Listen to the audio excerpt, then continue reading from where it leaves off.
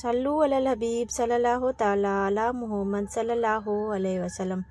رمضان المبارک کے آخری عشرے کی 3 طاق راتوں کا خاص عمل 27، 28 اور 29 رمضان المبارک کا یہ عمل ہے۔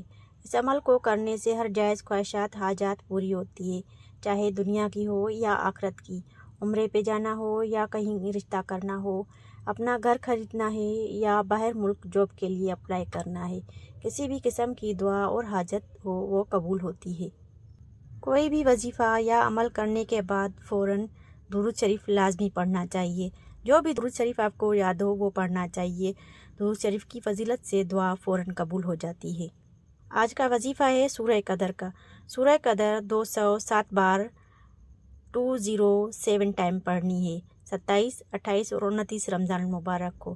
یہ سال میں صرف ایک ہی بار عمل کیا جاتا ہے اور انشاءاللہ اگلے سال ہونے سے پہلے ہی ہر خواہش اور حاجات پوری ہو جاتی ہے، شرط یہ ہے کہ وہ جائز خواہش ہو۔